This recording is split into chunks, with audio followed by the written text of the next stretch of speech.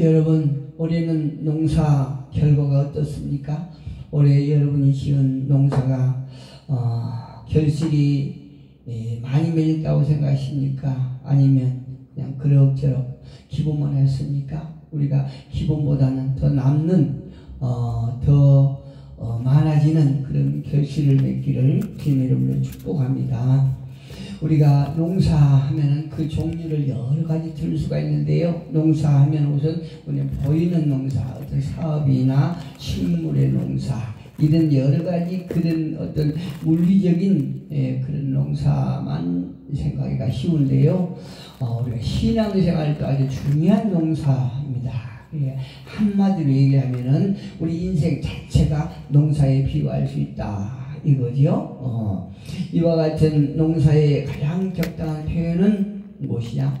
인내는 쓰지만 열매는 달다 하는 것입니다. 이 말 다시 바꿔보면 땀 흘려서 얻은 결과를 열매로 보상받는다. 이런 하늘의 법칙, 또 하나님의 심고 거둠의 법칙이에요. 우리가 땀을 흘리지 아니하고 심지 아니하면 무엇을 걷겠습니까? 그래서 우리가 심을 때는 우리가 관리할 때는 땀을 흘리고 힘들고 어려운 일들이 많지만 그럼에도 불구하고 우리가 땀 흘려서 심고 씨를 뿌리고 또 관리를 하게 되면은 우리가 나머지 부분은 하나님께서 하시고 우리가 좋은 결실을 맺는 것을 우리가 확신합니다. 이처럼 신앙생활을 농사를 비유한다면 오늘 본문은 추수 때의 감사입니다. 감사합니다. 오늘 모든 농사가 그렇듯이 농사에는 시기가 대단히 중요합니다. 우리가 너무나 잘 알다시피 예를 들어 보면은 씨를 뿌릴 때, 또 곡식을 가꿀 때, 또 열매를 거둘 때, 이 모든 과정을 거치는 동안에 시기는요 대단히 중요합니다. 제가 농사를 이렇게 어느 목사님 주신 밭을 좀 가꾸다 보니까 시기때를 잘못 맞추면요, 그 씨 뿌릴 그 시기를 잘못 맞추면은 나중에 몇 달 후에 그 결실을 맺는데 아주 영향이 크다는 것을 제가 깨달았어요.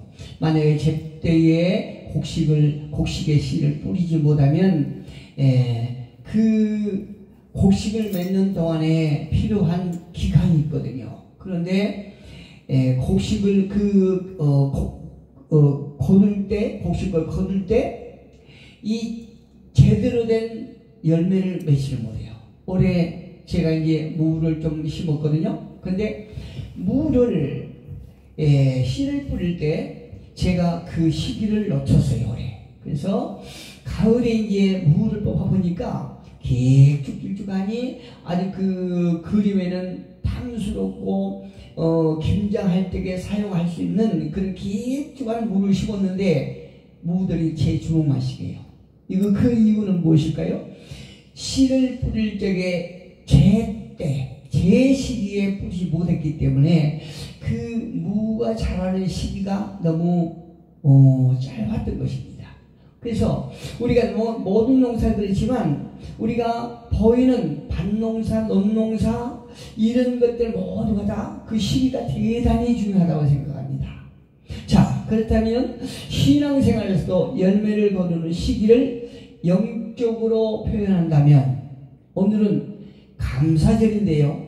바로 감사의 시기가 있다는 얘기입니다.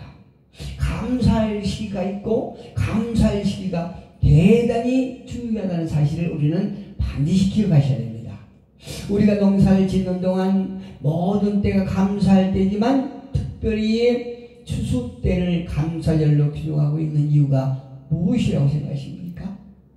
추수는요, 그동안 수고의 결실을 거두는 때이기 때문입니다. 그래서 옛말에 더도 말고 덜도 말고 이때, 그러니까 추석 때지, 추석 때만 같아라. 여러분, 추석 때면요 아주 그 오곡백과가 아주 굉장히 탐스럽게 열리지요. 그런데 그때가 지나서 조금 지나서 가을이면 이제 그 결실을 맺는데 온 들판이 뭐 여러 가지 작물들이 얼마나 탐스러운지요. 그래서 옛날에 그 어르신들이 말씀하시기를 더도 말고 덜도 말고 이때만 같아라, 추석 때만 같아라, 이렇게 바랬던 것 같아요. 그래서 농사의 여러 과정을 거치면서 많은 수고와 예수를 거쳤겠지요. 그 과정을 거쳐서 가을 추석 무렵에는 모든 곡식이 탐스럽게 결실을 맺고 수고의 보상을 받을 때이기 때문에 가을에 더도 말고 덜도 말고 이때만 같아라, 이렇게 어르신들이 바랬던 것 같습니다. 그런데 이제 제가 입에서 이제 제가 형제가 7남매였는데 제 바로 위에 형님을 참 저는 싫어했어요. 아니 그 형님을 같이 크면서 제가 싸움도 많이 하고 싸움해서 싫어한 것이 아니고 그 형님 하는 것이 굉장히 제가 못마땅한 거예요. 그 못마땅한 것이 뭐냐면 그 형님은 이상하게 추석 때 또 설 때 남들은 이렇게 열심히 일해서 추석세기 위해서 준비를 하고 뭐 고향에 가기 위해서 준비를 하고 설 때 준비를 하고, 그러니까 이제 우리가 이제 설 명절 한 3일 저희만 모든 이 일을 다 놓고 명절 준비를 하지 않습니까? 근데 그 형님은 꼭 명절 바로 턱 밑에까지 일을 하는 거예요. 남들 봤을 적에 대단히 열심히 일한 것 같지요. 이게 명절도 모르고 그냥 일을 한 것 같지요. 그런데요, 그 명절 턱 밑에까지 일하는 이유가 있어요. 오직 하면 제가 결혼할 적에 내일 제 결혼식이다 그러는데 오늘까지 저를 일을 시키는 것이요. 그때는 왜 형님 저렇게 나를 이렇게 내일 결혼식을 하는데 오늘까지 일을 시킬까, 이렇게 생각했었는데요. 그 이유가 있었어요. 그 작은 형님이 평상 때는 정말 배불러요. 일을 안 해요. 남들 일을 할 적에 그렇게 놀러 다니고 낚시하러 다니고 술 먹으러 다니고 이렇게 했다가 명절 때 쓸 돈이 없지 않습니까? 그러니까 쓸 돈이 없기 때문에 다급해서 명절 바로 눈앞에까지 턱 밑에까지 일을 했던 거예요. 여러분, 우리가 평상 때 수고에 애를 쓰지 않으면 남들이 거둘 때 우리는 너무나 허무한 것을 경험하게 됩니다. 다른 사람들이 씨 뿌리고 그 식물을 관리할 때 내가 씨 뿌리지 않냐 하고 관리하지 않냐면 가을 때 남들은 그 탐스러운 과실 열매를 정의로 맨날 결실을 하는데 씨 뿌리지 않는 사람, 가꾸지 않는 사람은 남들 그 여러 가지 추수의 결실을 할 때 보고만 있다는 얘기입니다. 영적으로 보면 열매가 곧 감사임을 보여주는 것이고 또 그 열매는 하나님께서 주셨다는 사실을 믿기 때문에 우리는 농사의 감사가 대단히 중요한 것입니다. 그렇다면 오늘 본문을 통해서 감사를 통해서 우리에게 주는 교훈은 무엇인가에 대해서 한번 우리가 간단하게 알아보겠습니다. 감사는 시기가 있듯이 추수에도 시기가 있는 것입니다. 오늘 보면 35절에 보니까 너희가 넉 달이 지나야 추수할 때가 이르겠다 하지 않았느냐? 그러나 나는 너희 이르니 너희 눈을 들어 밭을 보라. 희어져 추수하게 되었도다. 이미 추수할 때, 그러니까 시기가 지났다는 얘기입니다. 매사가 그렇지만 추수할 시기는 결실에 큰 영향을 줍니다. 아까도 말씀드렸지만 무엇인가 씨를 잘못 씨 뿌릴 시기를 놓치고 우리가 가꿀 때 게으르면 그 결실을 맺을 때 굉장히 영향을 많이 줍니다. 시기를 놓치면 지금까지 쏟았던 모든 수고가 헛될 수 있습니다. 이처럼 인생에서 감사는요, 하나님께 드리는 삶의 열매와 같은 것입니다. 할렐루야. 우리가 신앙생활하면서 감사가 늘 몸에 배어야 된다는 거죠. 만약에 감사가 없다든가 아니면 감사할 시기를 놓쳐버리면 그 사람의 삶은 열매 없는 나무와 똑같은 것입니다.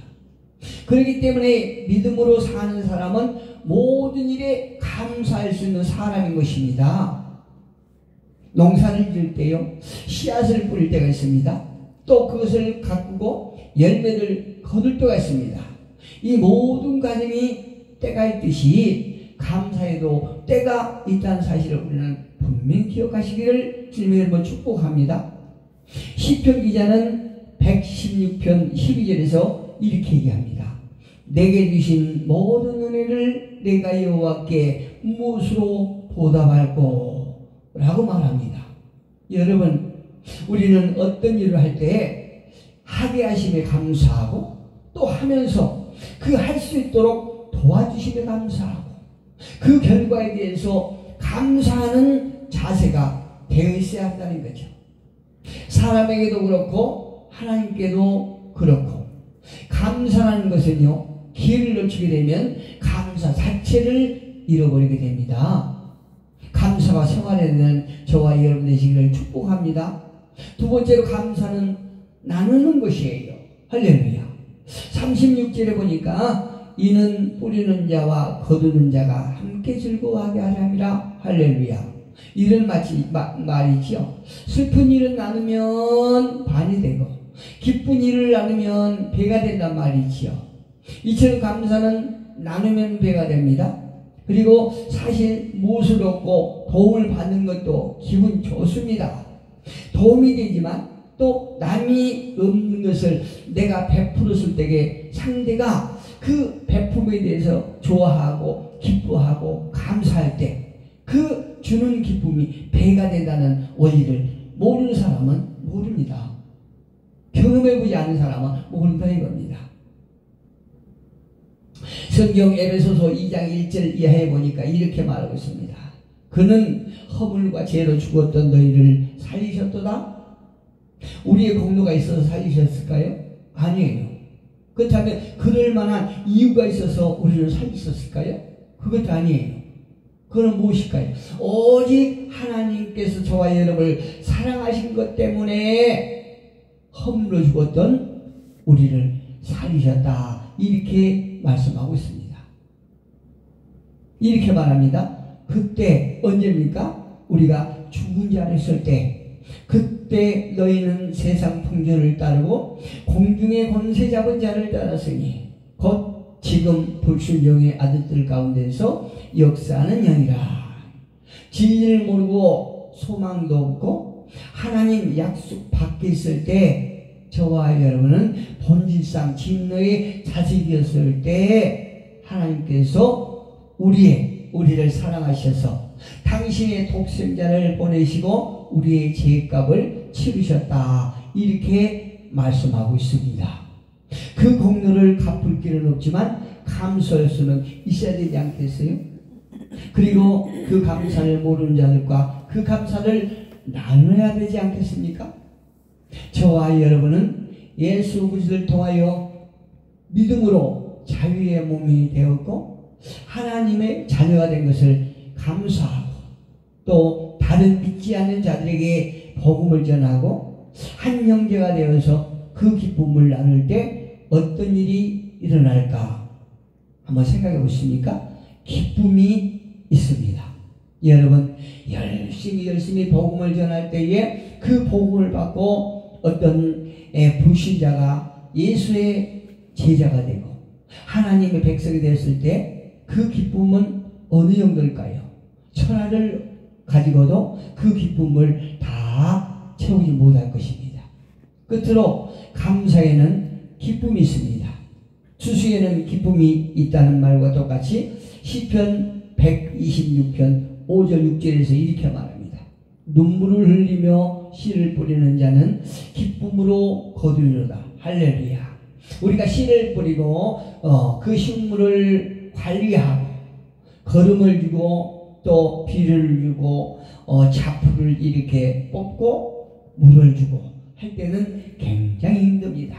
그러나 그 어려움을 지나서 달을 거둘 때는 얼마나 감사하고 그 기쁨이 말로 할 수 없는 것입니다.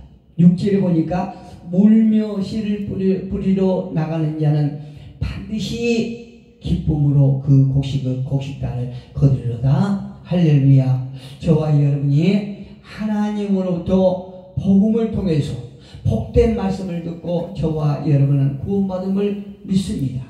그 구원의 기쁨을 나만 간직하는 것이 아니라 아직 그 복된 소식을 알지 못하는 하나님의 백성들에게 복음을 전하여서 우리가 함께 기쁨을 누리는 우리 모두가 되기를 축복합니다.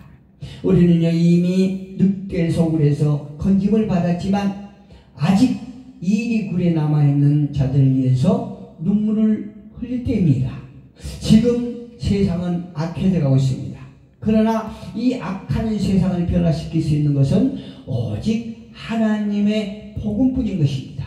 하나님의 말씀을 전함으로 말미암아 소망을 가지고 복음을 전할 때입니다. 반드시 기쁨으로 결실을 거둘 것을 확신하면서 우리가 힘들고 어렵지만 일이 때에 우리가 들어가서 복음을 전하고 살아계신 예수 그리스도를 전함으로 말미암아 그 기쁨을 함께 구원의 기쁨을 누릴 수 있는 우리 모두가 되기를 주님의 이름으로 축복합니다.